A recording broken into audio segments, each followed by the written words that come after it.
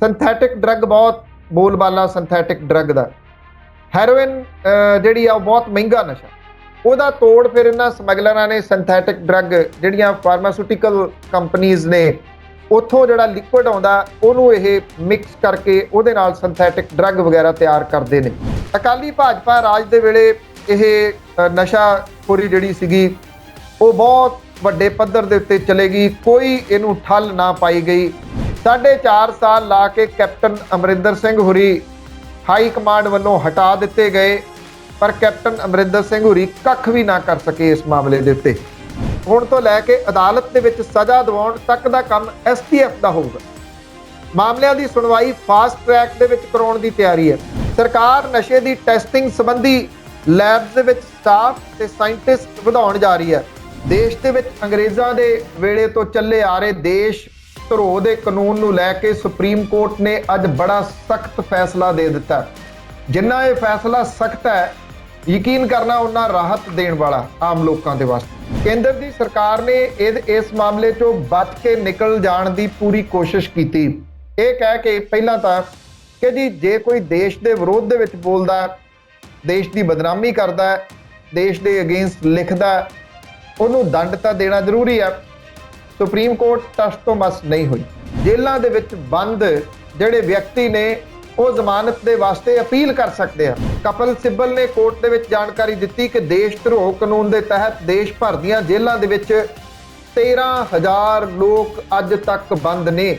Editors guilds of India, Trinamool Congress ਦੀ ਸੰਸਦ ਮਹੂਆ ਮੋਇਤਰਾ ਸਣੇ 5 ਪੱਖਾਂ ਦੇ ਵੱਲੋਂ ਦੇਸ਼ ਧਰੋਹ ਕਾਨੂੰਨ ਨੂੰ ਚੁਣੌਤੀ ਦੇਣ ਵਾਲੀ ਪਟੀਸ਼ਨ ਦਾਇਰ ਕੀਤੀ ਗਈ। ਨਾਲ ਕਦੀ ਬਿਆਨ ਕੋਈ ਦੇ ਦਿੰਦੇ ਆ, ਕਦੇ ਬਿਆਨ ਕੋਈ ਦੇ ਦਿੰਦੇ ਆ।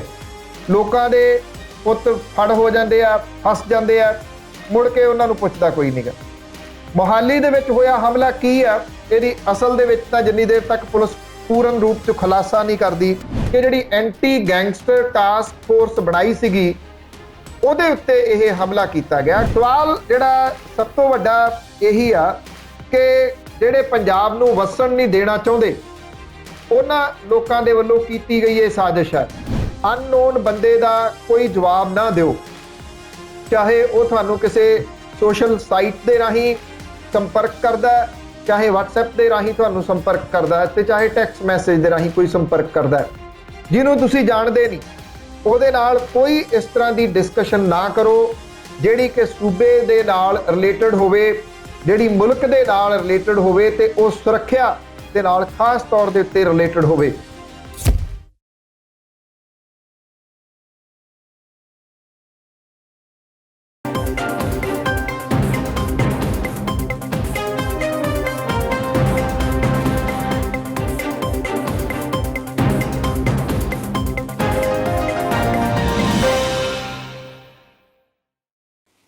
ਸਤਿ ਸ਼੍ਰੀ ਅਕਾਲ। ਸੱਚੀਆਂ ਤੇ ਖਰੀਆਂ ਪੰਨੂ ਦੀਆਂ ਪ੍ਰੋਗਰਾਮ ਦੇਖਣ ਵਾਲੇ ਦਰਸ਼ਕਾਂ ਦਾ ਸਵਾਗਤ ਕਰਦੇ ਹਾਂ। ਅੱਜ ਦੇ ਪ੍ਰੋਗਰਾਮ 'ਚ ਗੱਲ ਕਰਾਂਗੇ ਦੇਸ਼ ਧਰੋਹ ਦੇ ਕਾਨੂੰਨ ਦੀ, ਇਸ ਤੋਂ ਇਲਾਵਾ ਗੱਲ ਨਸ਼ਾ ਤਸਕਰਾਂ ਦੀ ਵੀ ਕਰਾਂਗੇ ਤੇ ਮੋਹਾਲੀ ਦੇ ਵਿੱਚ ਜਿਹੜਾ ਹਮਲਾ ਹੋਇਆ ਉਸ ਮਾਮਲੇ ਦੇ ਵਿੱਚ ਕਿਹੜੀਆਂ ਨਵੀਆਂ ਅਪਡੇਟਸ ਆਈਆਂ ਉਹ ਵੀ ਦੱਸਣਗੇ ਸਾਨੂੰ ਸੀਨੀਅਰ ਪੱਤਰਕਾਰ ਬਲਤੇਜ ਪੰਨੂ ਹੋਰੀ। ਸਤਿ ਸ਼੍ਰੀ ਅਕਾਲ ਪੰਨੂ ਸਾਹਿਬ, ਸਵਾਗਤ ਕਰਦੇ ਹਾਂ ਜੀ ਤੁਹਾਡਾ।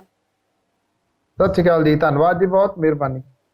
ਪੰਨੂ ਸਾਹਿਬ, ਅੰਗਰੇਜ਼ੀ ਹਕੂਮਤ ਦੇ ਸਮੇਂ ਇੱਕ ਕਾਨੂੰਨ ਬਣਿਆ ਸੀ ਦੇਸ਼ ਧਰੋਹ ਦਾ, ਜਿਹੜਾ ਕਿ ਹੁਣ ਆਪਣੇ ਆਖਰੀ ਸਾਹਾਂ ਤੇ ਹੈ। ਜੇ ਸੁਪਰੀਮ ਕੋਰਟ ਦੀ ਗੱਲ ਕਰੀਏ ਤੇ ਉਹਨਾਂ ਨੇ ਬੜਾ ਸਖਤ ਫੈਸਲਾ ਸੁਣਾਤਾ ਕਿ ਹੁਣ ਕੋਈ ਨਵਾਂ ਮੁਕੱਦਮਾ ਨਹੀਂ ਦਾਇਰ ਕਰਨਾ। ਤੇ ਸਵਾਲ ਮੇਰਾ ਇਹ ਹੈ ਕਿ ਜਿਹੜੇ ਪਹਿਲਾਂ ਦਾਇਰ ਹੋਏ ਨੇ ਉਹਨਾਂ ਦਾ ਕੀ ਬਣੂ ਹੁਣ?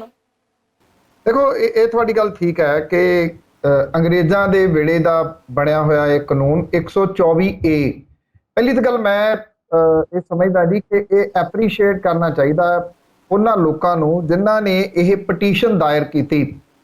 ਇਹਦੇ ਵਿੱਚ ਵੱਖ-ਵੱਖ ਮਨੁੱਖੀ ਅਧਿਕਾਰਾਂ ਦੇ ਵਾਸਤੇ ਲੜਨ ਵਾਲੇ ਲੋਕ ਸ਼ਾਮਲ ਨੇ, ਖਾਸ ਤੌਰ ਦੇ ਉੱਤੇ ਮਹੂਆ ਮੋਇਤਰਾ।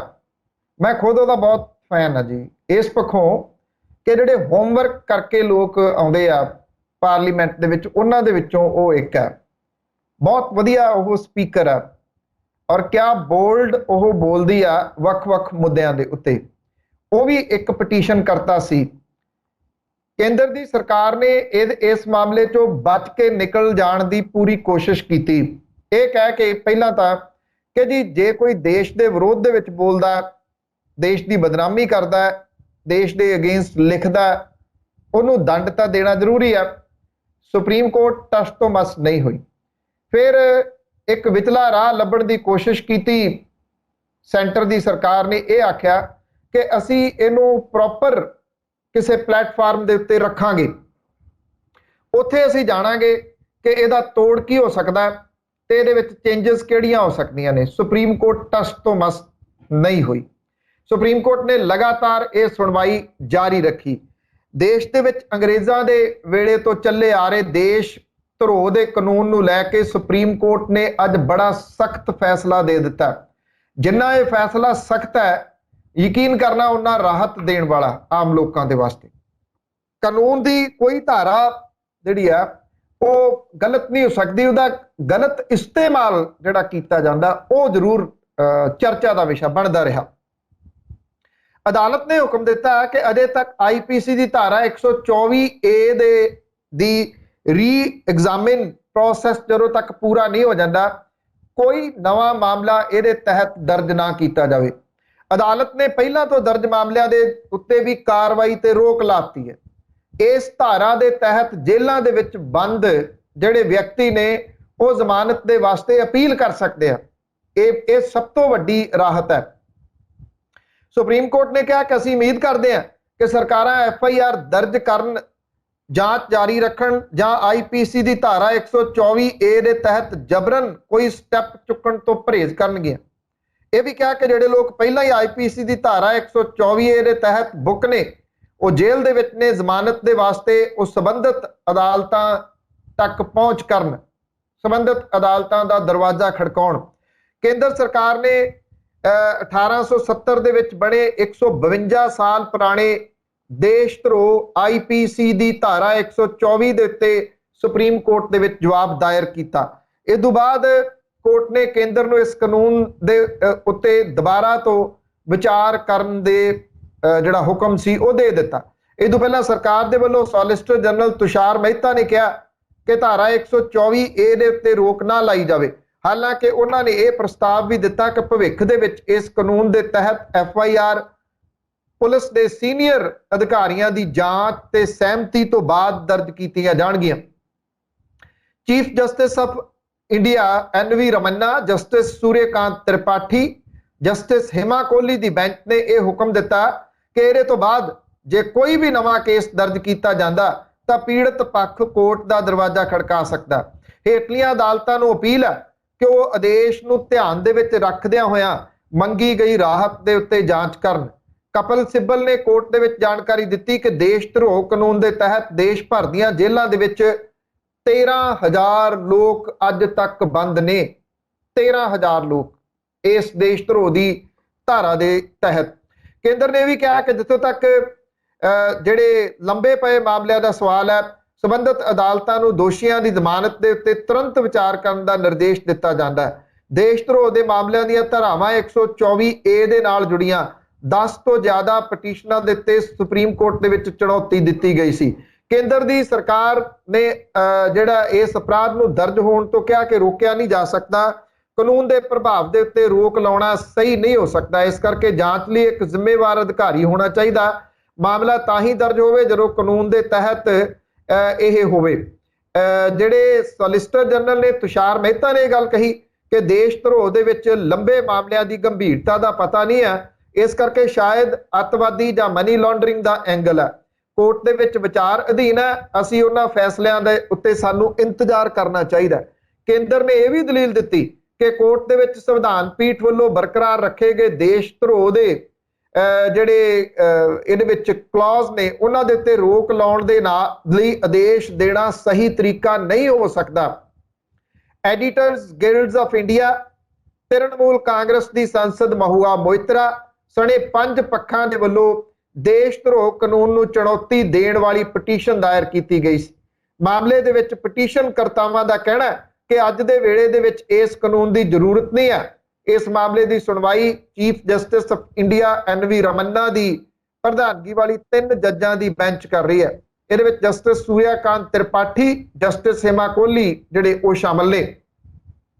ਸੁਪਰੀਮ ਕੋਰਟ ਨੇ ਕੱਲ ਪੁੱਛਿਆ ਸੀਗਾ ਕੇਂਦਰ ਦੀ ਸਰਕਾਰ ਨੂੰ ਕਿ ਕੀ ਇਸ ਨਵੇਂ ਐਕਟ ਦੇ ਤਹਿਤ ਕੇਸ ਦਰਜ ਹੋਣਗੇ ਜਾਂ ਨਹੀਂ। ਅਦਾਲਤ ਨੇ ਵੀ ਪੁੱਛਿਆ ਸੀਗਾ ਦੇਸ਼ ਦੇ ਵਿੱਚ ਹੁਣ ਤੱਕ ਕਿੰਨੇ 124A ਐਕਟ ਦੇ ਤਹਿਤ ਕੇਸ ਚੱਲ ਰਹੇ ਆ, ਉਹਨਾਂ ਦਾ ਕੀ ਹੋਊਗਾ। ਰਾਜ ਸਰਕਾਰਾਂ ਨੂੰ ਨਿਰਦੇਸ਼ ਕਿਉਂ ਨਹੀਂ ਦਿੱਤਾ ਜਾ ਰਿਹਾ ਕਿ ਜਦੋਂ ਤੱਕ ਸੁਪਰੀਮ ਕੋਰਟ ਦੇ ਵਿੱਚ ਸੁਣਵਾਈ ਹੋ ਰਹੀ ਆ ਇਹਦੇ ਤਹਿਤ ਕੋਈ ਮਾਮਲਾ ਦਰਜ ਜਿਹੜਾ ਉਹ ਨਾ ਕੀਤਾ ਜਾਵੇ।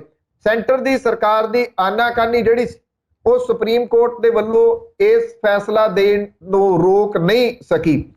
2011 ਦੇ ਵਿੱਚ UPA ਸਰਕਾਰ ਦੇ ਤਹਿਤ 1 ਸਾਲ ਦੇ ਵਿੱਚ ਸਭ ਤੋਂ ਜ਼ਿਆਦਾ ਦੇਸ਼ ਧਰੋਹ ਦੇ 130 ਮਾਮਲੇ ਦਰਜ ਕੀਤੇ ਗਏ ਸੀ। 2015 ਦੇ ਵਿੱਚ NDA ਸਰਕਾਰ ਦੇ ਦੌਰਾਨ 1 ਸਾਲ ਦੇ ਵਿੱਚ ਦੇਸ਼ ਧਰੋਹ ਦੇ 39 ਮਾਮਲੇ ਦਰਜ ਕੀਤੇ ਗਏ ਸੀ। ਸਭ ਤੋਂ ਜ਼ਿਆਦਾ ਮਾਮਲੇ ਇਹਨਾਂ ਦੇ ਵਿੱਚ ਕੁਡਨਕੁਲਮ ਨਿਊਕਲੀਅਰ ਪਾਵਰ ਪਲਾਂਟ ਦਾ ਵਿਰੋਧ ਕਰਦਿਆਂ ਦਰਜ ਹੋਏ ਸੀ 2011 ਦੇ ਵਿੱਚ। 2016 ਦੇ ਵਿੱਚ ਇਹ ਅੰਕੜਾ ਵੱਧ ਗਿਆ, 1 ਸਾਲ ਦੇ ਵਿੱਚ ਦੇਸ਼ ਧਰੋਹ ਦੇ 72 ਕੇਸ ਦਰਜ ਹੋਏ। 2020 ਦੇ ਵਿੱਚ ਇਹਦੇ ਵਿੱਚ ਬਹੁਤ ਵੱਡੀ ਗਿਣਤੀ ਦੇ ਵਿੱਚ ਵਾਧਾ ਵੇਖਿਆ ਗਿਆ। ਇਹਦੇ ਦੌਰਾਨ ਦੇਸ਼ ਧਰੋਹ ਦੇ 107 ਮਾਮਲੇ ਦਰਜ ਜਿਹੜੇ ਸੀ ਉਹ ਕੀਤੇ ਗਏ। 5 ਰਾਜ ਨੇ ਜਿਨ੍ਹਾਂ ਦੇ ਵਿੱਚ 65% ਦੇ ਕਰੀਬ ਕੱਲੇ ਇਹਨਾਂ 5 ਰਾਜਾਂ ਦੇ ਵਿੱਚ ਕੇਸ ਜਿਹੜੇ ਉਹ ਦਰਜ ਨੇ। 2010 ਤੋਂ ਬਾਅਦ ਸਭ ਤੋਂ ਜ਼ਿਆਦਾ 65% ਦੇਸ਼ ਧਰੋਹ ਦੇ ਮਾਮਲੇ ਕੱਲੇ ਜਿਹੜੇ 5 ਰਾਜਾਂ ਦੇ ਵਿੱਚ ਦਰਜ ਕੀਤੇ ਗਏ। ਉਹਨਾਂ ਦੇ ਵਿੱਚ ਉੱਤਰ ਪ੍ਰਦੇਸ਼ 115, ਬਿਹਾਰ ਦੇ ਵਿੱਚ 168, ਝਾਰਖੰਡ ਦੇ ਵਿੱਚ 62, ਕਰਨਾਟਕਾ ਦੇ ਵਿੱਚ 50, ਤਾਮਿਲਨਾਡੂ ਦੇ ਵਿੱਚ 139 ਮਾਮਲੇ ਦਰਜ ਕੀਤੇ ਗਏ। ਸੁਪਰੀਮ ਕੋਰਟ ਨੇ ਆਪਣੇ ਆਦੇਸ਼ ਦੇ ਵਿੱਚ ਜਿਹੜਾ ਤੁਸੀਂ ਸਵਾਲ ਕੀਤਾ ਉਹਦਾ ਖੁਲਾਸਾ ਕੀਤਾ। ਉਹਨਾਂ ਨੇ ਇਹ ਕਿਹਾ ਕਿ ਜਿਹੜੇ ਮਾਮਲੇ ਚੱਲ ਰਹੇ ਆ ਉਹ ਸਟੇਟਸ ਕੋ ਰਹੂਗਾ, ਸਥਿਤੀ ਜਿਉਂ ਦੀ ਤਿਉਂ ਰਹੂਗੀ, ਇਹਦੇ ਵਿੱਚ ਕੋਈ ਸੁਣਵਾਈ ਫਰਦਰ ਨਹੀਂ ਹੋਊਗੀ। ਦੇਸ਼ ਧਰੋਹ ਦੇ ਮਾਮਲੇ ਜਿਨ੍ਹਾਂ ਦੇ ਉੱਤੇ ਦਰਜ ਹੈ ਜਿਹੜੇ ਜੇਲ੍ਹ ਦੇ ਵਿੱਚ ਨੇ ਉਹਨਾਂ ਦਾ ਕੀ ਹੋਊਗਾ।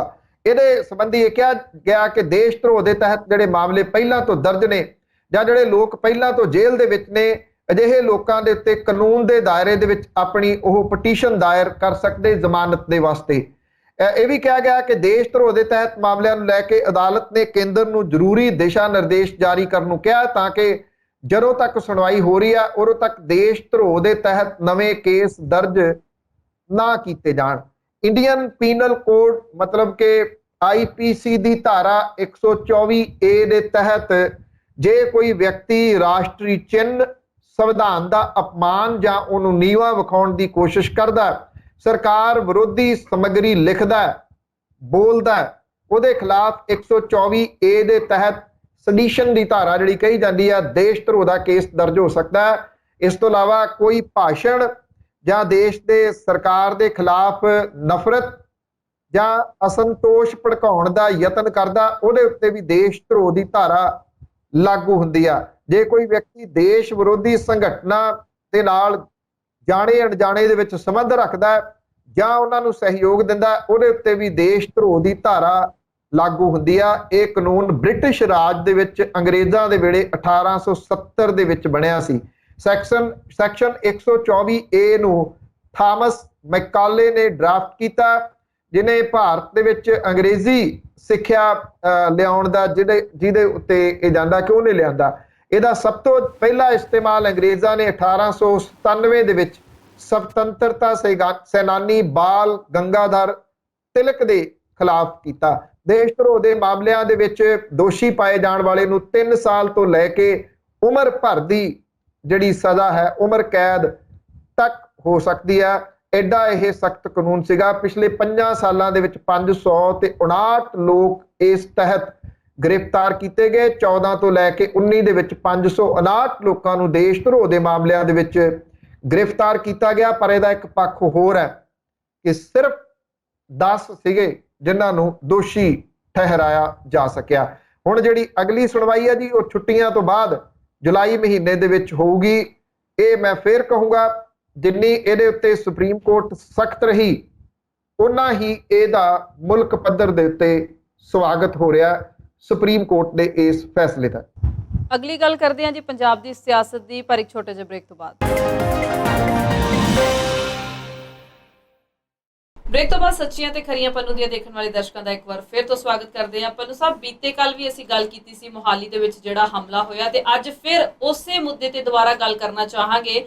ਜੇ ਅੱਜ ਦੀ ਗੱਲ ਕਰੀਏ ਤੇ ਪੰਜਾਬ ਪੁਲਿਸ ਦੇ ਹੱਥ ਕਿਹੜੇ-ਕਿਹੜੇ ਸੁਰਾਖ ਲੱਗੇ ਨੇ, ਕਿਹੜੀਆਂ ਨਵੀਆਂ ਅਪਡੇਟਸ ਨੇ ਜੀ? ਕੋਈ ਨਹੀਂ ਚਾਹੁੰਦਾ ਕਿ ਪੰਜਾਬ ਉਹ ਅਜੇ ਬਲਦੀ ਦੇ ਬੂਥੀ ਦੇ ਵਿੱਚ ਜਾਵੇ ਬਲਦੀ ਦੇ ਬੂਥੇ ਦੇ ਵਿੱਚ ਜਾਵੇ, ਜਿਹੜਾ ਕਿ ਕਈ ਸਾਲਾਂ ਤੱਕ ਪੰਜਾਬ ਰਿਹਾ ਔਰ ਪੰਜਾਬ ਨੇ ਜੋ ਕੁਝ ਝੱਲਿਆ ਇਹ ਉਹਨੂੰ ਆਪਣੇ ਪਿੰਡੇ ਤੇ ਹੰਡਾਉਣ ਵਾਲੇ ਜਾਣਦੇ ਨੇ, ਜਿਨ੍ਹਾਂ ਦੇ ਪਿੰਡਿਆਂ ਦੇ ਉੱਤੇ ਅੱਜ ਵੀ ਇਹ ਪੱਛ ਲੱਗੇ ਹੋਏ ਨੇ।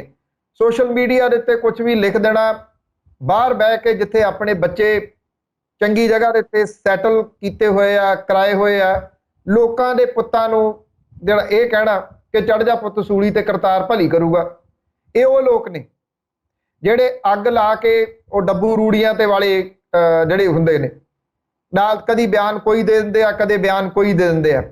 ਲੋਕਾਂ ਦੇ ਪੁੱਤ ਫੜ ਹੋ ਜਾਂਦੇ ਆ, ਫਸ ਜਾਂਦੇ ਆ, ਮੁੜ ਕੇ ਉਹਨਾਂ ਨੂੰ ਪੁੱਛਦਾ ਕੋਈ ਨਹੀਂਗਾ। ਮੋਹਾਲੀ ਦੇ ਵਿੱਚ ਹੋਇਆ ਹਮਲਾ ਕੀ ਆ, ਇਹਦੀ ਅਸਲ ਦੇ ਵਿੱਚ ਤਾਂ ਜਿੰਨੀ ਦੇਰ ਤੱਕ ਪੁਲਿਸ ਪੂਰਨ ਰੂਪ 'ਚ ਖੁਲਾਸਾ ਨਹੀਂ ਕਰਦੀ, ਕਿਉਂਕਿ ਇਨਵੈਸਟੀਗੇਸ਼ਨ ਜਾਰੀ ਆ, ਇਸ ਕਰਕੇ ਇੱਕ ਜ਼ਿੰਮੇਵਾਰੀ ਵਾਲਾ ਰੋਲ ਜਿਹੜਾ ਉਹ ਹਰੇਕ ਮੀਡੀਆ ਨੂੰ ਨਿਭਾਉਣ ਦੀ ਲੋੜ ਹੈ। ਕੱਲ ਵੀ ਆਪਾਂ ਗੱਲ ਕੀਤੀ ਸੀ ਕਿ ਅਫਵਾਹਾਂ ਫੈਲਾਈ ਜਾਂਦੇ ਆ। ਇਸ ਮਸਲੇ ਦੇ ਉੱਤੇ ਇੱਕ CCTV ਫੁਟੇਜ ਇੱਕ ਤਾਂ ਸਾਹਮਣੇ ਆਇਆ, ਜਿਹਦੇ ਵਿੱਚ ਹਮਲਾਵਰਾਂ ਨੇ ਰਾਕਟ ਜਿਹੜਾ ਉਹ ਕਾਰ ਦੇ ਵਿੱਚੋਂ ਦਾਗਿਆ, ਚਲਦੀ ਕਾਰ ਦੇ ਵਿੱਚੋਂ ਉਹ ਰਾਕਟ ਮਾਰ ਕੇ ਤੇ ਅੱਗੇ ਕਾਰ ਚਲੇ ਗਏ। ਜੇ ਇਹ ਰਾਕਟ ਅੰਦਰ ਚਲੇ ਜਾਂਦਾ, ਵਿੰਡੋ ਤੋੜ ਕੇ ਨੁਕਸਾਨ ਜ਼ਿਆਦਾ ਕਰਦਾ। ਇਹ ਜਿਹੜਾ ਕਾਰਨਰ ਸੀਗਾ, ਕੰਧ ਸੀ, ਉਹਦੇ ਵਿੱਚ ਵੱਜਿਆ ਉੱਥੇ ਜਾ ਕੇ। ਜਿਸ ਵੇਲੇ ਧਮਾਕਾ ਹੋਇਆ ਉਦੋਂ ਇਹ ਕਾਰ ਉੱਥੋਂ ਲੰਘਦੀ ਉਸ ਵੀਡੀਓ ਫੁਟੇਜ ਦੇ ਵਿੱਚ ਦਿਸ ਰਹੀ ਆ। ਇਹਦੇ ਵਿੱਚ ਪੁਲਿਸ ਨੇ 3 ਜਾਣਿਆਂ ਨੂੰ ਗ੍ਰਿਫਤਾਰ ਕੀਤਾ ਹੁਣ ਤੱਕ, ਕਈਆਂ ਨੂੰ ਹਿਰਾਸਤ ਦੇ ਵਿੱਚ ਲਿਆ ਹੋਇਆ। ਤਰਨਤਾਰਨ ਭਿੱਖੀਵਿੰਡ ਦੇ ਰਹਿਣ ਵਾਲਾ ਨਿਸ਼ਾਨ ਸਿੰਘ ਹੈ ਪਹਿਲਾ ਇੱਕ ਬੰਦਾ, ਜਿਹੜਾ ਨਿਸ਼ਾਨ ਸਿੰਘ ਤਰਨਤਾਰਨ ਦੇ ਭਿੱਖੀਵਿੰਡ ਦੇ ਪਿੰਡ ਕੁੱਲਾ ਦਾ ਰਹਿਣ ਵਾਲਾ। ਉਹਦੇ ਉੱਤੇ ਕਈ ਮਾਮਲੇ ਪਹਿਲਾਂ ਦਰਜ ਨੇ। 1.5 ਮਹੀਨਾ ਪਹਿਲਾਂ ਉਹ ਜ਼ਮਾਨਤ ਦੇ ਉੱਤੇ ਬਾਹਰ ਆਇਆ। ਉਹਦਾ ਪਿੰਡ ਭਾਰਤ ਪਾਕਿਸਤਾਨ ਸਰਹੱਦ ਦੇ ਨੇੜੇ ਆ। ਮੋਹਾਲੀ ਤੇ ਫਰੀਦਕੋਟ ਦੀ ਪੁਲਿਸ ਨੇ ਜੁਆਇੰਟ ਐਕਸ਼ਨ ਦੇ ਨਾਲ ਉਹਨੂੰ ਫਰੀਦਕੋਟ ਤੋਂ ਗ੍ਰਿਫਤਾਰ ਕੀਤਾ। ਪੁੱਛਗਿੱਛ ਤੋਂ ਬਾਅਦ ਨਿਸ਼ਾਨ ਦੇ ਸਾਲੇ ਸੋਨੂ ਨੂੰ ਅੰਮ੍ਰਿਤਸਰ ਦੀ ਪੁਲਿਸ ਨੇ ਗ੍ਰਿਫਤਾਰ ਕੀਤਾ। ਮੋਹਾਲੀ ਪੁਲਿਸ ਨੇ ਇਸ ਕੇਸ ਦੇ ਵਿੱਚ ਤਰਨਤਾਰਨ ਦੇ ਪਿੰਡ ਮਹਿੰਦੀਪੁਰ ਦੇ ਰਹਿਣ ਵਾਲੇ ਜਗਰੂਪ ਸਿੰਘ ਨੂੰ ਵੀ ਗ੍ਰਿਫਤਾਰ ਕੀਤਾ। ਉਹਦੇ ਉੱਤੇ ਪਹਿਲਾਂ ਵੀ ਕਤਲ ਦਾ ਕੇਸ ਦਰਜ ਆ, ਉਹ ਪੈਰੋਲ ਦੇ ਉੱਤੇ ਬਾਹਰ ਆਇਆ ਹੋਇਆ। ਮਹਿੰਦੀਪੁਰ ਪਿੰਡ ਭਾਰਤ ਪਾਕਿਸਤਾਨ ਸਰਹੱਦ ਦੇ ਨੇੜੇ ਆ। ਇਸ ਸਾਜ਼ਿਸ਼ ਨੂੰ ਹੁਣ ਪਾਕਿਸਤਾਨੀ ਕਨੈਕਸ਼ਨ ਦੇ ਨਾਲ ਵੀ ਜੋੜ ਕੇ ਵੇਖਿਆ ਜਾ ਰਿਹਾ ਹੈ। ਅਟੈਕ ਦੇ ਪਿੱਛੇ ਪਾਕਿਸਤਾਨ ਦੇ ਵਿੱਚ ਬੈਠੇ ਅੱਤਵਾਦੀ ਹਰਵਿੰਦਰ ਸਿੰਘ ਉਰਫ ਰਿੰਦਾ ਦਾ ਨਾਮ ਵੀ ਇਸ ਮਾਮਲੇ ਦੇ ਵਿੱਚ ਸਾਹਮਣੇ ਆ ਰਿਹਾ। ਖਦਸ਼ਾ ਇਹ ਪਾਇਆ ਜਾ ਰਿਹਾ ਕਿ ਰਿੰਦਾ ਨੇ ਡਰੋਨ ਦੇ ਜ਼ਰੀਏ ਰਾਕਟ ਲਾਂਚਰ ਪੰਜਾਬ ਭਿਜਵਾਇਆ ਔਰ ਪੁਲਿਸ ਹੁਣ ਨਿਸ਼ਾਨ ਸਿੰਘ ਤੇ ਜਗਰੂਪ ਸਿੰਘ ਤੋਂ ਪਾਕਿਸਤਾਨ ਬੈਠੇ ਰਿੰਦਾ ਦੇ ਸੰਪਰਕ ਦੇ ਬਾਰੇ ਦੇ ਵਿੱਚ ਪੁੱਛਗਿੱਛ ਕਰ ਰਹੀ ਹੈ। ਔਰ ਇਸ ਮਾਮਲੇ ਦੇ ਉੱਤੇ ਇਹ ਕਿਹਾ ਜਾ ਰਿਹਾ ਕਿ ਜਿਹੜੀ ਐਂਟੀ ਗੈਂਗਸਟਰ ਟਾਸਕ ਫੋਰਸ ਬਣਾਈ ਸੀਗੀ ਉਹਦੇ ਉੱਤੇ ਇਹ ਹਮਲਾ ਕੀਤਾ ਗਿਆ, ਕਿਉਂਕਿ ਜਿਹੜਾ ਆਫਿਸ ਉੱਤੇ ਲੱਗਦਾ ਸੀ ਜਿੱਥੇ ਨਿਸ਼ਾਨਾ ਬਣਾਇਆ ਗਿਆ ਇਹਨੂੰ, ਉਹ ਆਫਿਸ ਦੇ ਵਿੱਚ ਇਹ ਅਫਸਰ ਬੈਠਦੇ ਸਨ ਜਿਹੜੇ ਐਂਟੀ ਜਿਹੜੇ ਗੈਂਗਸਟਰ ਟਾਸਕ ਫੋਰਸ ਬਣਾਈ ਹੋਈ ਹੈ। ਹਮਲੇ ਦੇ ਵਿੱਚ ਇੰਨਾ ਕੁ ਪਤਾ ਲੱਗ ਰਿਹਾ ਹੈ ਕਿ ਰੂਸੀ ਰਾਕਟ ਲਾਂਚਰ ਦਾ ਇਸਤੇਮਾਲ ਜਿਹੜਾ ਉਹ ਕੀਤਾ ਗਿਆ।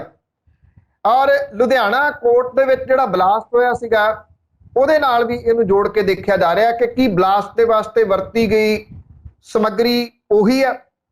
ਇਹ ਵੱਡਾ ਅਜੇ ਸਵਾਲ ਜਿਹੜਾ ਸਾਹਮਣੇ ਆ ਰਿਹਾ। ਪੁਲਿਸ ਨੇ ਇਸ ਮਾਮਲੇ ਦੇ ਵਿੱਚ ਪਹਿਲਾ ਜਿਹੜੇ ਕਲੂ ਲੱਭਿਆ ਉਹ ਪੀਜ਼ਾ ਡਿਲੀਵਰੀ ਤੋਂ ਮਿਲਦਾ। ਕਿਹਾ ਜਾ ਰਿਹਾ ਹੈ ਕਿ ਇੱਥੇ ਇਹ ਅਟੈਕ ਤੋਂ ਪਹਿਲਾਂ ਇੰਟੈਲੀਜੈਂਸ ਵਿੰਗ ਦੇ ਇੱਕ ਕਰਮੀ ਨੇ ਉੱਥੇ ਪੀਜ਼ਾ ਆਰਡਰ ਕੀਤਾ ਸੀਗਾ ਔਰ ਉਹ ਜਦੋਂ ਪੀਜ਼ਾ ਬਾਹਰ ਲੈਣ ਗਿਆ ਤਾਂ ਉਦੋਂ ਉਹਨੇ ਇੱਕ ਸ਼ੱਕੀ ਕਾਰ ਪਾਰਕਿੰਗ ਦੇ ਵਿੱਚ ਖੜੀ ਦੇਖੀ। ਜਦੋਂ ਉਹ ਪੀਜ਼ਾ ਲੈ ਕੇ ਅੰਦਰ ਆਇਆ ਤਾਂ ਇਹ ਅਟੈਕ ਹੋ ਗਿਆ। ਤੁਰੰਤ ਉਹ ਭੱਜ ਕੇ ਬਾਹਰ ਗਿਆ ਵੇਖਣ ਤੇ ਉਹ ਕਾਰ ਉਸ ਵੇਲੇ ਉੱਥੇ ਹੈ ਨਹੀਂ ਸੀ। ਜਿਹੜਾ ਪੀਜ਼ਾ ਡਿਲੀਵਰ ਕਰਨ ਆਇਆ ਸੀ ਉਹਦੇ ਤੋਂ ਵੀ ਪੁੱਛਗਿੱਛ ਕੀਤੀ ਗਈ। ਉਹਨੇ ਉਸ ਕਾਰ ਦੀ ਪੁਸ਼ਟੀ ਕੀਤੀ ਕਿ ਇਸ ਤਰ੍ਹਾਂ ਦੀ ਕਾਰ ਹੈ ਸੀ।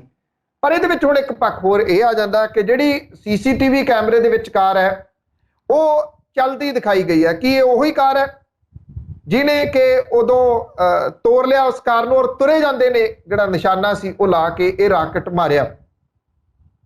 ਪੁਲਿਸ ਨੇ ਸਵਿਫਟ ਕਾਰ ਦੀ ਭਾਲ ਦੇ ਵਿੱਚ CCTV ਫੁਟੇਜ ਖੰਗਾਲੀ ਸਾਰੀ ਦੀ ਸਾਰੀ। ਇਹ ਪਤਾ ਲੱਗਿਆ ਕਿ ਰਾਕਟ ਅਟੈਕ ਤੋਂ ਬਾਅਦ ਇਹ ਕਾਰ ਡੇਰਾ ਬਸੀ ਗਈ, ਉੱਥੋਂ ਦੱਪੜ ਟੋਲ ਪਲਾਜ਼ੇ ਤੋਂ ਲੰਘੀ। CCTV ਫੁਟੇਜ ਦੇ ਵਿੱਚ ਕਾਰ ਨਜ਼ਰ ਆਈ, ਅੰਬਾਲਾ ਦੇ ਵੱਲ ਚਲੇ ਗਈ। ਪੁਲਿਸ ਨੇ ਉੱਥੋਂ ਇੱਕ ਸ਼ੱਕੀ ਨੂੰ हिरासत दे विच लिया कल। फिलहाल ਉਹਦੇ ਤੋਂ ਪੁੱਛਗਿੱਛ ਜਿਹੜੀ ਉਹ ਕੀਤੀ ਜਾ ਰਹੀ ਹੈ। ਪੰਜਾਬ ਪੁਲਿਸ ਇੰਟੈਲੀਜੈਂਸ ਹੈੱਡਕੁਆਟਰ ਦੇ ਉੱਤੇ ਹੋਏ ਅਟੈਕ ਤੋਂ ਬਾਅਦ ਪੁਲਿਸ ਨੇ 20 ਦੇ ਕਰੀਬ ਸ਼ੱਕੀ ਲੋਕਾਂ ਨੂੰ ਹਿਰਾਸਤ ਦੇ ਵਿੱਚ ਲਿਆ। 7000 ਦੇ ਕਰੀਬ ਜਿਹੜੀਆਂ ਕਾਲਸ ਨੇ ਉਹ ਖੰਗਾਲੀਆਂ ਜਾ ਰਹੀਆਂ ਨੇ, ਜਿਹੜੀਆਂ ਕਿ ਉਸ ਟਾਵਰ ਤੋਂ ਹੋਈਆਂ ਸਨ ਜਿਹੜਾ ਕਿ ਇੰਟੈਲੀਜੈਂਸ ਵਿੰਗ ਦੀ ਬਿਲਡਿੰਗ ਦੇ ਨੇੜੇ ਸੀਗਾ। ਪੁਲਿਸ ਨੇ ਅਜੇ ਆਫੀਸ਼ੀਅਲੀ ਤੌਰ ਦੇ ਉੱਤੇ ਕੋਈ ਖੁਲਾਸਾ ਨਹੀਂ ਕੀਤਾ। ਹਾਲਾਂਕਿ ਡੀਜੀਪੀ ਇਹ ਦਾਅਵਾ ਕਰਦੇ ਆ ਕਿ ਉਹਨਾਂ ਨੂੰ ਵੱਡੀ ਲੀਡ ਇਸ ਮਾਮਲੇ ਦੇ ਵਿੱਚ ਮਿਲੀ ਆ ਤੇ ਛੇਤੀ ਇਸ ਮਸਲੇ ਦੇ ਉੱਤੇ ਵੱਡੇ ਖੁਲਾਸੇ ਪੁਲਿਸ ਕਰ ਸਕਦੀ ਹੈ। ਸਵਾਲ ਜਿਹੜਾ ਸਭ ਤੋਂ ਵੱਡਾ ਇਹੀ ਆ ਕਿ ਜਿਹੜੇ ਪੰਜਾਬ ਨੂੰ ਵਸਣ ਨਹੀਂ ਦੇਣਾ ਚਾਹੁੰਦੇ ਉਹਨਾਂ ਲੋਕਾਂ ਦੇ ਵੱਲੋਂ ਕੀਤੀ ਗਈ ਇਹ ਸਾਜ਼ਿਸ਼ ਹੈ।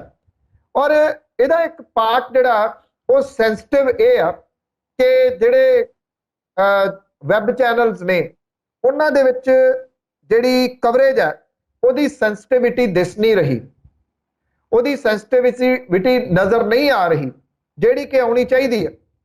ਜਿਹੜੀ ਸੁਰੱਖਿਆ ਹੈ, ਜਿਹੜੀ ਸਿਕਿਉਰਿਟੀ ਆ ਉਹ ਸਭ ਦੀ ਆ, ਉਹ ਇੱਥੋਂ ਦੇ ਰਹਿਣ ਵਾਲੇ ਸਾਰੇ ਵਸਨੀਕਾਂ ਦੀ ਆ। ਇਹ ਸਮਾਂ ਸਰਕਾਰ ਦੇ ਉੱਤੇ ਅਟੈਕ ਕਰਕੇ ਅਸਲ ਜਿਹੜੇ ਦੋਸ਼ੀ ਨੇ ਉਹ ਕਿਤੇ ਨਿਕਲ ਨਾ ਜਾਣ ਉਹਨਾਂ ਨੂੰ ਬਚਾਉਣ ਦਾ ਨਹੀਂਗਾ। ਵਿਰੋਧੀ ਧਿਰਾਂ ਠੀਕ ਹੈ ਉਹ ਬੁਖਲਾਹਟ ਦੇ ਵਿੱਚ ਨੇ, ਉਹ ਬੁਖਲਾਹਟ ਦੇ ਵਿੱਚ ਇਸ ਕਰਕੇ ਨੇ ਕਿ ਉਹਨਾਂ ਦੀ ਜ਼ਬਰਦਸਤ ਹਾਰ ਹੋਈ ਹੈ, ਉਸ ਹਾਰ ਦੀ ਵਜ੍ਹਾ ਕਰਕੇ ਉਹ ਲਗਾਤਾਰ ਅਟੈਕਿੰਗ ਮੋਡ ਦੇ ਵਿੱਚ ਨੇ ਔਰ ਹਰ ਗੱਲ ਦੇ ਉੱਤੇ ਉਹ ਸਰਕਾਰ ਨੂੰ ਦੋਸ਼ੀ ਠਹਿਰਾ ਰਹੀਆਂ ਨੇ ਔਰ ਇਸ ਕਰਕੇ ਸਰਕਾਰ ਨੂੰ ਤੱਤੇ ਪਾਣੀ ਦੇ ਵਿੱਚ ਉਹਨਾਂ ਨੇ ਪਾਇਆ ਹੋਇਆ। ਖੈਰ ਵਿਰੋਧੀ ਧਿਰਾਂ ਦਾ ਰੋਲ ਵੀ ਹੁੰਦਾ ਕਿ ਉਹਨਾਂ ਨੇ ਸਰਕਾਰ ਨੂੰ ਜਿਹੜੇ ਉਹ ਪੱਬਾਂ ਭਾਰ ਰੱਖਣਾ ਹੁੰਦਾ, ਰੱਖ ਵੀ ਰਹੀਆਂ ਨੇ। ਪਰ ਕਿਉਂਕਿ ਇਹ ਮਾਮਲਾ ਬਹੁਤ ਸੈਂਸਿਟਿਵ ਹੈ, ਜੇ ਇਹ ਮਾਮਲਾ ਸਰਹੱਦ ਪਾਰੋਂ ਅੱਤਵਾਦ ਦੇ ਨਾਲ ਜੁੜਿਆ ਹੋਇਆ ਤੇ ਬਿਨਾਂ ਕਿਸੇ ਸ਼ੱਕ ਦੇ ਹੋਰ ਸੈਂਸਿਟਿਵ ਹੋ ਜਾਂਦਾ। ਪਰ ਇੱਕ ਪੱਖ ਜ਼ਰੂਰ ਹੈ ਕਿ ਜਦੋਂ ਕਿਤੇ ਇਸ ਤਰ੍ਹਾਂ ਦੀ ਕੋਈ ਵਾਰਦਾਤ ਜਿਹੜੀ ਉਹ ਵਾਪਰਦੀ ਹੈ ਤੇ ਤੁਰੰਤ ਜਿਹੜੀ ਕੁਝ ਨਾਮ ਜਾਣੇ ਪਛਾਣੇ ਦੇ ਸਾਹਮਣੇ ਆਉਣੇ ਸ਼ੁਰੂ ਹੋ ਜਾਂਦੇ ਨੇ, ਜਿਨ੍ਹਾਂ ਦੇ ਵਿੱਚੋਂ ਇੱਕ ਰਿੰਦਾ ਵੀ ਹੈ ਕਿ ਰਿੰਦਾ ਜਿਹੜਾ ਜਿਹਦਾ ਕਿ ਬੈਕਗਰਾਉਂਡ ਪਿੱਛੋਂ ਹਜੂਰ ਸਾਹਿਬ ਨੰਦੇੜ ਦੀ ਦੱਸੀ ਦੀ ਆ, ਉਹ ਉੱਥੇ ਦਾ ਮੂਲ ਰੂਪ ਦੇ ਵਿੱਚ ਰਹਿਣ ਵਾਲਾ। ਕੁਝ ਸਾਲ ਪਹਿਲਾਂ ਉੱਥੇ ਕਿਸੇ ਕਤਲ ਦੇ ਮਾਮਲੇ ਦੇ ਵਿੱਚ ਆਉਣ ਤੋਂ ਉਹਦਾ ਨਾਂ ਆਉਣ ਤੋਂ ਬਾਅਦ ਉਹ ਫਰਾਰ ਹੋ ਗਿਆ। ਸ਼ੁਰੂਆਤੀ ਦੌਰ ਦੇ ਵਿੱਚ ਮਾੜੇ ਮੋਟੇ ਕੇਸਾਂ ਦੇ ਵਿੱਚ ਪੁਲਿਸ ਨੇ ਉਹਨੂੰ ਫੜਿਆ ਵੀ, ਪਰ ਬਾਅਦ ਦੇ ਵਿੱਚ ਲਗਾਤਾਰ ਕਈ ਮਾਮਲੇ ਉਹਦੇ ਨਾਲ ਜੁੜਦੇ ਤੁਰੇ ਗਏ। ਖੁਫੀਆ ਏਜੰਸੀਆਂ ਇਹ ਗੱਲ ਕਹਿੰਦੀਆਂ ਨੇ ਕਿ ਰਿੰਦਾ ਪਾਕਿਸਤਾਨ ਦੇ ਵਿੱਚ ਹੈ। ਉਹ ਪਾਕਿਸਤਾਨ ਕਦੋਂ ਗਿਆ, ਕਿੱਧਰੋਂ ਦੀ ਲੰਘਿਆ, ਉੱਥੇ ਉਹ ਕਿਹਦੇ ਸੰਪਰਕ ਦੇ ਵਿੱਚ ਹੈ, ਉੱਥੇ ਰਹਿ ਕੇ ਕੀ ਉਹ ਕੋਈ ਟ੍ਰੇਨਿੰਗ ਕੈਂਪ ਚਲਾ ਰਿਹਾ, ਕੀ ਕਰ ਰਿਹਾ। ਇਹ ਕਿਹਾ ਜਾਂਦਾ ਕਿ ਉਹ ਜਿਹੜੇ ਡਰੋਨ ਦੇ ਰਾਹੀਂ ਹਥਿਆਰ ਇਸ ਪਾਸੇ ਵੱਲ ਸੁੱਟ ਰਿਹਾ, ਜਿਹੜੇ ਕਿ ਇੱਥੋਂ ਦੇ ਨੌਜਵਾਨ ਜਿਹੜੇ ਉਹ ਗੁੰਮਰਾਹ ਹੋ ਰਹੇ ਨੇ। ਇਹਦੇ ਵਿੱਚ ਇੱਕ ਪੱਖ ਜਿਹੜਾ ਜੀ ਮੈਂ ਹੋਰ ਜ਼ਰੂਰ ਇਹਦੇ ਵਿੱਚ ਮੈਂਸ਼ਨ ਕਰਨਾ ਚਾਹੂੰਗਾ ਕਿ ਜਿਹੜੇ ਸਾਡੇ ਬੱਚੇ ਨੇ ਖਾਸ ਤੌਰ ਦੇ ਉੱਤੇ ਉਹਨਾਂ ਨੂੰ ਇਹ ਗੱਲ ਸਮਝਾਓ ਕਿ ਜਦੋਂ ਉਹ ਦੋਸਤੀ ਵਧਾਉਂਦੇ ਨੇ ਸੋਸ਼ਲ ਮੀਡੀਆ ਦੇ ਰਾਹੀਂ ਤੇ ਇਹ ਉਹ ਸਮਾਂ ਹੈ ਜਦੋਂ ਕਿ ਦੋਸਤੀਆਂ ਵਧਾਉਣ ਦੇ ਵਾਸਤੇ ਇਹ ਵੇਖਿਆ ਜਾਵੇ ਕਿ ਉਹਨਾਂ ਦੀ ਦੋਸਤੀ ਕਿਹਦੇ ਨਾਲ ਵੱਧ ਰਹੀ ਆ, ਉਹਦਾ ਬੈਕਗਰਾਉਂਡ ਕੀ ਆ, ਉਹ ਅਕਾਊਂਟ ਫੇਕ ਤਾਂ ਨਹੀਂ। ਜੇ ਤੁਹਾਡੇ ਵੀ ਕਿਸੇ ਦੇ ਵੀ ਅਕਾਊਂਟ ਦੇ ਵਿੱਚ ਤੁਸੀਂ ਆਪਣੇ ਦੋਸਤੀਆਂ ਦਾ ਘੇਰਾ ਵਧਾਉਣ ਦੇ ਵਾਸਤੇ ਉਹਨਾਂ ਦੀ ਗਿਣਤੀ ਵਧਾਈ ਹੋਈ ਆ ਵੀ 5000 ਹੋ ਗਏ ਕਿ ਨਹੀਂ ਹੋ ਗਏ, ਕਿੰਨੇ ਹੋ ਗਏ, ਉਹਨੂੰ ਦੁਬਾਰਾ ਘੋਖੋ। ਜੇ ਤੁਸੀਂ ਕਿਸੇ ਉਹੋ ਜਿਹੇ ਖੇਤਰ ਦੇ ਵਿੱਚ ਨਹੀਂ ਜਿੱਥੇ ਕਿ ਤੁਹਾਨੂੰ ਲੱਗਦਾ ਕਿ ਇਹ ਹੁਣ ਤੁਹਾਡੇ ਤੋਂ ਵਾਚ ਨਹੀਂ ਕੀਤਾ ਜਾ ਸਕਣਾ, ਘੇਰਾ ਬਹੁਤ ਵੱਡਾ ਹੋ ਗਿਆ, ਪੇਜ ਵੱਡਾ ਹੋ ਗਿਆ, ਫਿਰ ਉਹ ਗੱਲ ਵੱਖਰੀ ਆ। ਜੇ ਤੁਹਾਡਾ ਘੇਰਾ ਲਿਮਟਿਡ ਹੈ ਤੇ ਉਹਨੂੰ ਹੋਰ ਲਿਮਟਿਡ ਕਰਨ ਦੀ ਕੋਸ਼ਿਸ਼ ਕਰੋ। ਇਹਦੇ ਵਿੱਚ ਇਸ ਤਰ੍ਹਾਂ ਦੇ ਲੋਕ ਵੀ ਨਹੀਂ ਤਾਂ ਵੜ ਜਾਣਗੇ ਜਾਂ ਵੜ ਜਾਂਦੇ ਨੇ ਜਿਹੜੇ ਫੇਕ ਆਈਡੀਆਂ ਬਣਾਈ ਬੈਠੇ ਨੇ। ਉਹ ਤੁਹਾਡੇ ਨਾਲ ਕੋਈ ਵੀ ਦੋਸਤੀ ਪਾ ਸਕਦੇ ਨੇ। ਅਨਨੋਨ ਬੰਦੇ ਦਾ ਕੋਈ ਜਵਾਬ ਨਾ ਦਿਓ, ਚਾਹੇ ਉਹ ਤੁਹਾਨੂੰ ਕਿਸੇ ਸੋਸ਼ਲ ਸਾਈਟ ਦੇ ਰਾਹੀਂ ਸੰਪਰਕ ਕਰਦਾ, ਚਾਹੇ WhatsApp ਦੇ ਰਾਹੀਂ ਤੁਹਾਨੂੰ ਸੰਪਰਕ ਕਰਦਾ ਤੇ ਚਾਹੇ ਟੈਕਸਟ ਮੈਸੇਜ ਦੇ ਰਾਹੀਂ ਕੋਈ ਸੰਪਰਕ ਕਰਦਾ। ਜਿਹਨੂੰ ਤੁਸੀਂ ਜਾਣਦੇ ਨਹੀਂ ਉਹਦੇ ਨਾਲ ਕੋਈ ਇਸ ਤਰ੍ਹਾਂ ਦੀ ਡਿਸਕਸ਼ਨ ਨਾ ਕਰੋ ਜਿਹੜੀ ਕਿ ਸੂਬੇ ਦੇ ਨਾਲ ਰਿਲੇਟਡ ਹੋਵੇ, ਜਿਹੜੀ ਮੁਲਕ ਦੇ ਨਾਲ ਰਿਲੇਟਡ ਹੋਵੇ ਤੇ ਉਹ ਸੁਰੱਖਿਆ ਦੇ ਨਾਲ ਖਾਸ ਤੌਰ ਦੇ ਉੱਤੇ ਰਿਲੇਟਡ ਹੋਵੇ। ਕੋਈ ਵੀ ਵਿਅਕਤੀ ਆਪਣੇ ਫਾਇਦੇ ਦੇ ਵਾਸਤੇ ਤੁਹਾਨੂੰ ਉਸ ਮਾਮਲੇ ਦੇ ਵਿੱਚ ਫਸਾ ਸਕਦਾ ਹੈ। ਤੁਹਾਨੂੰ ਉਹ ਆਉਣ ਵਾਲੇ ਸਮੇਂ ਦੇ ਦੌਰਾਨ ਮੁਸ਼ਕਲ ਕ੍ਰੀਏਟ ਕਰ ਸਕਦਾ ਹੈ। ਇਹਨਾਂ ਚੀਜ਼ਾਂ ਦਾ ਤੁਸੀਂ ਖੁਦ ਧਿਆਨ ਰੱਖੋ ਤੇ ਆਪਣੇ ਬੱਚਿਆਂ ਨੂੰ ਜ਼ਰੂਰ ਦੱਸੋ ਕਿ ਸੋਸ਼ਲ ਮੀਡੀਆ ਦੇ ਇਸ ਟਾਈਮ ਦੇ ਵਿੱਚ ਫੂਕ ਫੂਕ ਕੇ ਕਦਮ ਰੱਖਣ ਦੀ ਜ਼ਰੂਰਤ ਹੈ।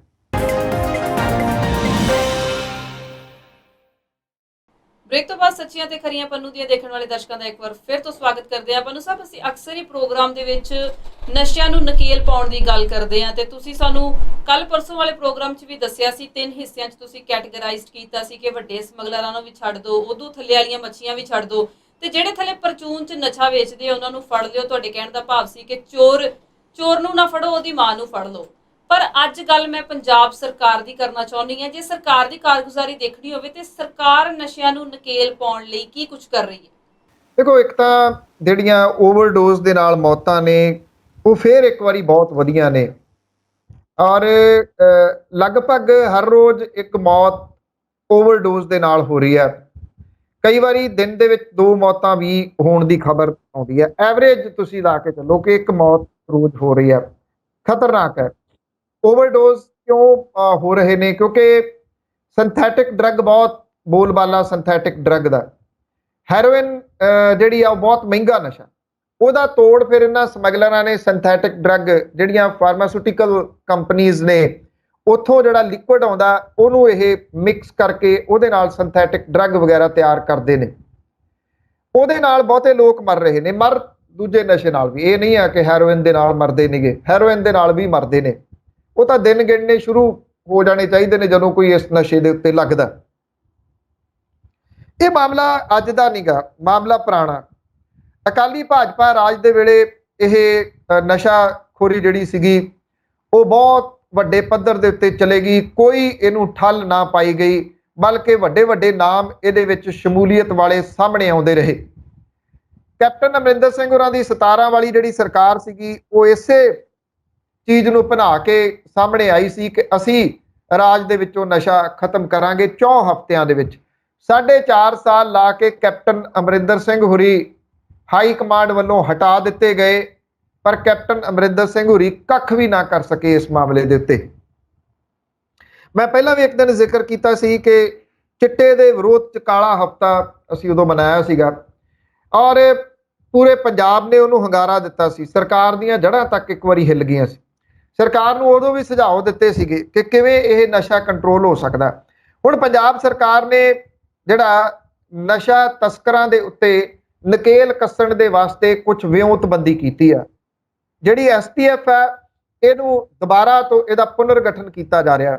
STF ਅਜੇ ਤੱਕ ਸਿਰਫ ਤਸਕਰਾਂ ਦੇ ਖਿਲਾਫ ਠੋਸ ਕਾਰਵਾਈ ਕਰਦੀ ਰਹੀ ਹੈ, ਪਰ ਹੁਣ ਇਹਨੂੰ ਹੋਰ ਪਾਵਰ ਦਿੰਦਿਆਂ ਹੋਇਆ STF ਤਸਕਰਾਂ ਦੇ ਨਾਲ ਗੈਂਗਸਟਰ, ਸਮਗਲਰ ਤੇ ਨਾਰਕੋ ਟੈਰਰਿਜ਼ਮ ਦੇ ਖਿਲਾਫ ਵੱਡੇ ਪੱਧਰ ਦੇ ਉੱਤੇ ਕਾਰਵਾਈ ਕਰੂਗੀ। ਸਰਕਾਰ ਨਵੀਂ STF ਦੇ ਵਿੱਚ ਇੰਟੈਲੀਜੈਂਸ, STF ਕਾਊਂਟਰ ਇੰਟੈਲੀਜੈਂਸ ਤੇ STF ਦੇ ਅਧਿਕਾਰੀਆਂ ਨੂੰ ਸ਼ਾਮਲ ਕਰਨ ਦੀ ਤਿਆਰੀ ਦੇ ਵਿੱਚ ਹੈ। ਹਰ ਡਿਸਟ੍ਰਿਕਟ ਦੇ ਵਿੱਚ 2-2 ਟੀਮਾਂ ਬਣ ਗਈਆਂ। STF ਨੂੰ ਇਹਦੇ ਸੰਬੰਧੀ ਮੁੱਖ ਮੰਤਰੀ ਭਗਵੰਤ ਮਾਨ ਹੋਰਾਂ ਦੀ ਮਨਜ਼ੂਰੀ ਮਿਲ ਗਈ ਆ। ਵੱਡੇ ਜ਼ਿਲ੍ਹਿਆਂ ਦੀ ਕਮਾਨ SP ਰੈਂਕ ਦੇ ਅਧਿਕਾਰੀ ਤੇ ਛੋਟੇ ਜ਼ਿਲ੍ਹਿਆਂ ਦੇ ਵਿੱਚ DSP ਰੈਂਕ ਦੇ ਅਧਿਕਾਰੀ STF ਨੂੰ ਲੀਡ ਕਰਨਗੇ, ਜਿਹੜੇ ਕਿ ਸਿੱਧੇ STF ਚੀਫ ਨੂੰ ਰਿਪੋਰਟ ਕਰਨਗੇ।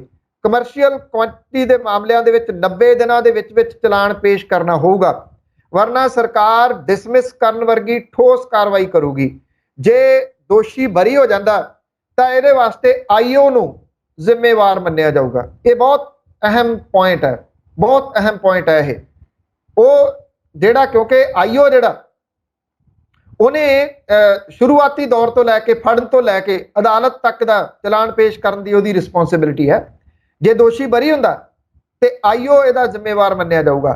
ਡਿਸਟ੍ਰਿਕਟ ਪੁਲਿਸ ਸਿਰਫ ਰੇਡ ਦੇ ਦੌਰਾਨ ਲੋਕਲ ਪੁਲਿਸ ਕਰਮੀਆਂ ਦਾ ਸਹਿਯੋਗ ਲਊਗੀ। ਤਸਕਰ ਦੇ ਖਿਲਾਫ ਜਾਂਚ ਪੂਰਨ ਤਰੀਕੇ ਦੇ ਨਾਲ STF ਕਰੂਗੀ, ਪੰਜਾਬ ਪੁਲਿਸ ਨਹੀਂ। ਜੇ STF ਕਰੂਗੀ ਤੇ ਇਹਦਾ ਇੱਕ ਜਿਹੜਾ ਫਾਇਦਾ ਹੋਊਗਾ, ਜਿਹੜਾ ਉਸ ਟਾਈਮ ਵੀ ਅਸੀਂ ਪੁਆਇੰਟ ਉਠਾਇਆ ਸੀਗਾ, ਜਿਹੜੇ ਥਾਣੇ ਨੇ ਉਹਨਾਂ ਦੇ ਵਿੱਚ ਜਿਹੜਾ ਮੁਨਸ਼ੀ ਬੈਠਾ, ASI ਬੈਠਾ, ਉਹ 20 ਸਾਲ ਦੇ ਬੈਠੇ, ਉਹਨਾਂ ਦੀ ਪਛਾਣ ਹੈ ਉਸ ਏਰੀਏ ਦੇ ਵਿੱਚ, ਉਹ ਸਭ ਕੁਝ ਜਾਣਦੇ ਨੇ, ਉਹ ਕੁਝ ਹੋਣ ਨਹੀਂ ਦਿੰਦੇ। ਔਰ STF ਕਰੂਗੀ, ਮਾਮਲਾ ਦਰਜ ਹੋਣ ਤੋਂ ਲੈ ਕੇ ਅਦਾਲਤ ਦੇ ਵਿੱਚ ਸਜ਼ਾ ਦਿਵਾਉਣ ਤੱਕ ਦਾ ਕੰਮ STF ਦਾ ਹੋਊਗਾ। ਮਾਮਲਿਆਂ ਦੀ ਸੁਣਵਾਈ ਫਾਸਟ ਟਰੈਕ ਦੇ ਵਿੱਚ ਕਰਾਉਣ ਦੀ ਤਿਆਰੀ ਹੈ। ਸਟੇਟ ਕੋਆਰਡੀਨੇਸ਼ਨ ਕਮੇਟੀ ਬਣਾਏ ਜਾਣ ਦੇ ਉੱਤੇ ਵੀ ਵਿਚਾਰ ਕੀਤਾ ਜਾ ਰਿਹਾ ਹੈ। ਇਹਦੇ ਚੰਡੀਗੜ੍ਹ, ਹਰਿਆਣਾ, ਹਿਮਾਚਲ, ਰਾਜਸਥਾਨ, ਮੱਧ ਪ੍ਰਦੇਸ਼, ਉੱਤਰਾਖੰਡ ਤੇ ਯੂਪੀ ਦੇ ਪੁਲਿਸ ਅਧਿਕਾਰੀਆਂ ਦਾ ਸਹਿਯੋਗ ਲਿਆ ਜਾਊਗਾ। ਇਹ ਵੀ ਇੱਕ ਵੱਡੀ ਗੱਲ ਹੈ, ਚੰਗੀ ਗੱਲ ਹੈ, ਕਿਉਂਕਿ ਇਹ ਅੱਗੇ ਲਿੰਕ ਨੇ ਜਿਹੜੇ ਇੱਕ ਤੋਂ ਦੂਸਰਾ, ਦੂਸਰੇ ਤੋਂ ਤੀਸਰਾ। ਸਰਕਾਰ ਨੇ ਇਹ ਵੀ ਤੈਅ ਕੀਤਾ ਕਿ ਹਰ ਜ਼ਿਲ੍ਹੇ ਦੇ ਵਿੱਚ ਜਿੱਥੇ STF ਦੇ ਅੰਡਰ 2-2 ਟੀਮਾਂ ਬਣ ਗਈਆਂ, ਉੱਥੇ ਸਰਹੱਦੀ ਜ਼ਿਲ੍ਹਿਆਂ ਦੇ ਵਿੱਚ 4-4 ਟੀਮਾਂ ਬਣ ਗਈਆਂ। ਗੁਰਦਾਸਪੁਰ, ਫਿਰੋਜ਼ਪੁਰ, ਪਠਾਨਕੋਟ, ਅੰਮ੍ਰਿਤਸਰ, ਤਰਨਤਾਰਨ ਤੇ ਫਾਜ਼ਿਲਕਾ ਦੇ ਵਿੱਚ 4-4 ਟੀਮਾਂ ਨਸ਼ਾ ਤਸਕਰਾਂ ਨੂੰ ਨਕੇਲ ਕੱਸਣ ਦੇ ਵਾਸਤੇ ਬਣਾਈਆਂ ਜਾਣਗੀਆਂ। STF ਦੇ ਵਿੱਚ ਮਾਝਾ, ਮਾਲਵਾ ਤੇ ਦੁਆਬਾ ਦੇ ਨਾਲ-ਨਾਲ ਸਰਹੱਦੀ ਖੇਤਰ ਸ਼ਾਮਲ ਕੀਤੇ ਗਏ ਨੇ। ਹਰ ਜ਼ੋਨ ਦੇ ਵਿੱਚ AIG ਪੱਧਰ ਦੇ ਅਧਿਕਾਰੀ ਇੰਚਾਰਜ ਹੋਣਗੇ। ਜ਼ਬਤ ਕੀਤੇ ਗਏ ਨਸ਼ੀਲੇ ਪਦਾਰਥਾਂ ਦੀ ਕੇਸ ਦੀ ਜਾਂਚ DSP ਪੱਧਰ ਦਾ ਅਧਿਕਾਰੀ ਕਰੂਗਾ। STF ਡਰੱਗ ਦੇ ਰੂਟ ਦੀ ਜਾਂਚ ਵੀ ਕਰੂਗੀ। ਸਰਕਾਰ ਨਸ਼ੇ ਦੀ ਟੈਸਟਿੰਗ ਸੰਬੰਧੀ ਲੈਬਸ ਦੇ ਵਿੱਚ ਸਟਾਫ ਤੇ ਸਾਇੰਟਿਸਟ ਵਧਾਉਣ ਜਾ ਰਹੀ ਹੈ।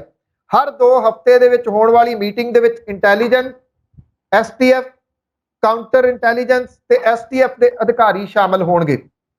ਹਰ 2 ਹਫ਼ਤੇ ਤੋਂ ਬਾਅਦ ਇਹਦੀ ਮੀਟਿੰਗ ਹੋਊਗੀ।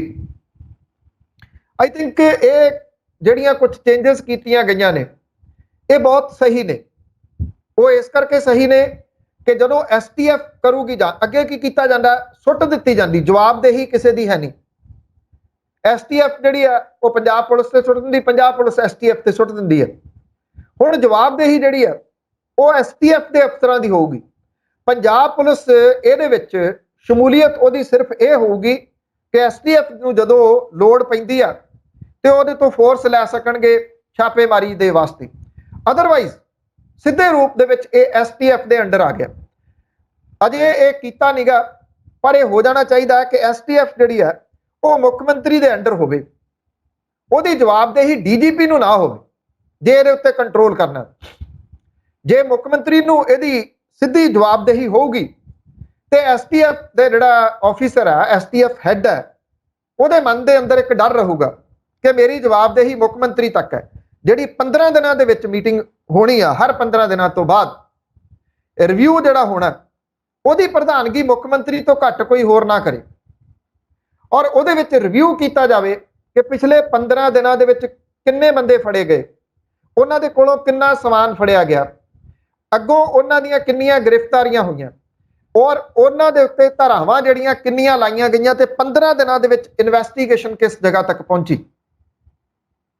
ਅਗਲੇ 15 ਦਿਨਾਂ ਦੇ ਵਾਸਤੇ ਜਿਹੜੀਆਂ ਉਹ ਹਦਾਇਤਾਂ ਦਿੱਤੀਆਂ ਜਾਣ ਕਿ ਜਿਹੜੇ ਕੇਸਾਂ ਦੇ ਉੱਤੇ ਮੰਨ ਲਓ ਇਨਵੈਸਟੀਗੇਸ਼ਨ ਪ੍ਰੋਪਰ ਹੋ ਗਈ ਪੂਰੀ, ਉਸ ਤੋਂ ਬਾਅਦ ਚਲਾਨ ਲਿਆਉਣ ਦੇ ਵਿੱਚ ਕਿੰਨੀ ਦੇਰੀ ਹੈ। ਜੇ ਚਲਾਨ ਤੁਰੰਤ ਪੇਸ਼ ਹੁੰਦਾ, ਮੰਨ ਲਓ ਮਹੀਨੇ ਦੇ ਵਿੱਚ ਚਲਾਨ ਪੇਸ਼ ਹੋ ਜਾਂਦਾ, 90 ਦਿਨ ਦਾ, ਚਲੋ 90 ਦਿਨ ਦਾ ਇਸ ਕਰਕੇ ਕੀਤਾ ਗਿਆ ਕਿ ਜੇ 90 ਦਿਨਾਂ ਦੇ ਵਿੱਚ ਚਲਾਨ ਪੇਸ਼ ਨਹੀਂ ਹੁੰਦਾ ਤਾਂ ਜਿਹੜਾ ਫੜਿਆ ਗਿਆ ਵਿਅਕਤੀ ਆ ਉਹ ਜ਼ਮਾਨਤ ਲੈਣ ਦਾ ਹੱਕਦਾਰ ਹੁੰਦਾ। ਜਦੋਂ ਇੱਕ ਇੰਸਪੈਕਟਰ ਫੜਿਆ ਸੀਗਾ ਜਲੰਧਰ ਤੋਂ, ਉਹ ਕੀ ਕਰਦਾ ਸੀਗਾ, ਉਹ ਇੱਕ ਤਾਂ ਜਿਹੜਾ ਸਮਾਨ ਸੀ ਉਹ ਬਹੁਤਾ ਰੱਖ ਜਾਂਦਾ ਸੀ, ਚਲਾਨ ਡਿਲੇ ਕਰ ਦਿੰਦਾ ਸੀ, ਜਿਹੜਾ ਸਮਾਨ ਫੜਿਆ ਜਾਂਦਾ ਸੀ ਉਹ ਘੱਟ ਦਿਖਾਉਂਦਾ ਸੀ, ਉਹ ਕਈ ਪਾਸੇ ਤੋਂ ਕਮਾਉਂਦਾ ਸੀ। ਇੱਕ ਤਾਂ ਸਮਾਨ ਤੋਂ ਕਮਾਉਂਦਾ ਸੀਗਾ, ਸਮਾਨ ਘੱਟ ਲਿਖਣਾ ਉਹ ਤੋਂ ਵੀ ਪੈਸੇ ਲੈ ਲੈਂਦਾ ਸੀਗਾ, ਚਲਾਨ ਪੇਸ਼ ਨਹੀਂ ਕਰੂੰਗਾ ਇੰਨੇ ਦਿਨ, ਪੈਸੇ ਉਹਦੇ ਤੋਂ ਵੀ ਬਣਾ ਲੈਂਦਾ ਸੀ। ਉਹ ਚਫੇਰੇ ਤੋਂ ਪੈਸੇ ਬਣਾਉਂਦਾ ਸੀਗਾ ਕਿਉਂਕਿ ਪੁਲਿਸ ਦੇ ਨਾਲ ਰਿਲੇਟਡ ਸੀ। ਅੱਗੇ ਪਰਤਾਂ ਜਿਹੜੀਆਂ ਸੀ ਉਹ ਤਾਂ ਦੀ ਤਾਂ ਖੁੱਲੀਆਂ। ਮੁੱਖ ਮੰਤਰੀ ਸਾਹਿਬ ਨੂੰ ਇਹ ਵੀ ਕਰਨਾ ਚਾਹੀਦਾ ਕਿ ਜਦੋਂ ਕਿਸੇ ਕੇਸ ਦੀਆਂ ਪਰਤਾਂ ਤਾਂ ਵੱਲ ਨੂੰ ਜਾਂਦੀਆਂ ਨੇ ਫਿਰ ਉਸ ਜਾਂਚ ਦੇ ਵਿੱਚ ਅੜਿੱਕਾ ਨਾ ਲੱਗੇ, ਉਸ ਜਾਂਚ ਨੂੰ ਰੋਕਿਆ ਨਾ ਜਾਵੇ, ਜਿਹੜੀ ਕਿ ਪਹਿਲਾਂ 2-3 ਵਾਰੀ ਖੁੱਲਦਿਆਂ ਇਸ ਕਰਕੇ ਰਹਿ ਗਈ ਕਿ ਵੱਡੇ ਲੋਕਾਂ ਦੀ ਸ਼ਮੂਲੀਅਤ ਹੋ ਗਈ ਉਹਦੇ ਵਿੱਚ।